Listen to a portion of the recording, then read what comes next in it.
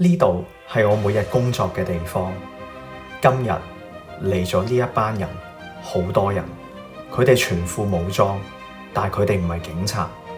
佢哋嘅氣場話俾我聽，將會有大事發生。究竟係咩事？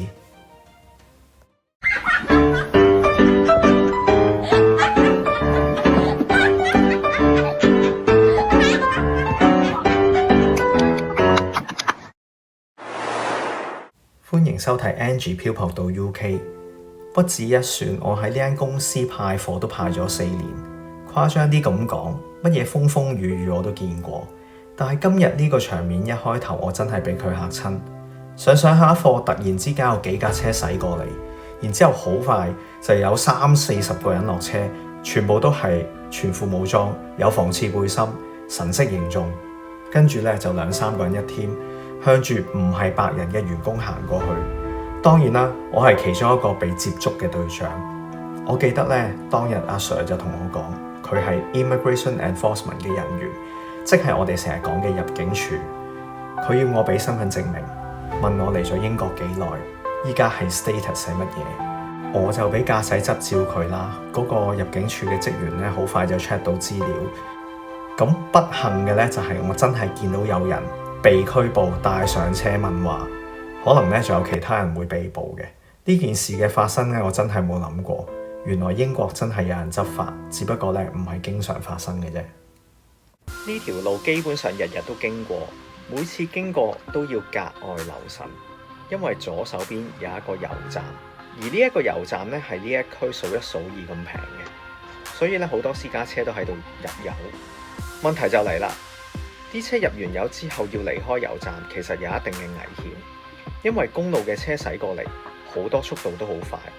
我今日咧就好似平時咁樣減速經過呢個路段，而油站呢個司機咧就用呢一個速度離開油站。我唔肯定佢有冇望路面情況。我想講，如果佢咁樣離開油站，確實係好危險。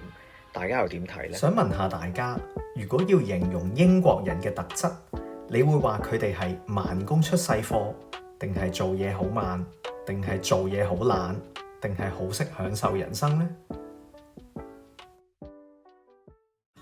去到夏天，因為天氣咧成日都好好，所以好多路段咧都不停咁樣整路。呢啲臨時嘅交通燈咧，成日都會見到。今日我遇到呢個情況，我心裏面就諗緊2樣嘢。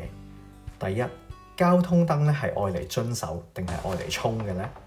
第二，曾經有人同我講過，如果要衝紅燈，個關鍵就係你架車要開得夠快。但係無論如何點都好，如果大家都遵守交通規則，路面上肯定會少好多意外啦。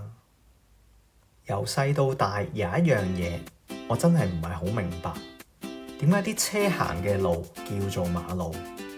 當然啦，有啲人就會話，唔知幾耐幾多10年之前咧，嗰啲路真係俾馬行嘅。喺英國，原來一條限速60嘅 A 路，馬車咧都要喺路上面行走。揸緊車嘅我覺得咁樣真係極度危險。唔知道你哋覺得香港嘅生活係咪好大壓力呢？小朋友忙碌嘅來源就喺考試、功課、補習班。相比底下，呢個農村嘅英國小朋友生活嚟得自然，嚟得簡單，同隻馬一齊跑，喺條路上跑下跑下，咁就愉快過咗一日啦。喺公路上面揸車，要有危機意識，隨時睇下路面上面會唔會有死車。我今日嘅危機意識唔足夠，因為我萬料不到有一架逆線行駛嘅電動單車。我目測佢嘅速度咧都應該有20-30英里咁快。如果遇到一個咁啱撳緊手機嘅司機，迎面相撞，後果一定係車毀人亡。Buslink 嘅設立目的就係俾巴士一條專用嘅通道，可以避開路面上面嘅車，行得暢順一啲。我今日咧經過呢條街，嗰個設計真係一個好反智嘅設計，就係喺 Buslink 裏面間咗停車位。如果我係巴士司機經過呢個路段，真係哭笑不得。呢啲係真係叫做見到用唔到。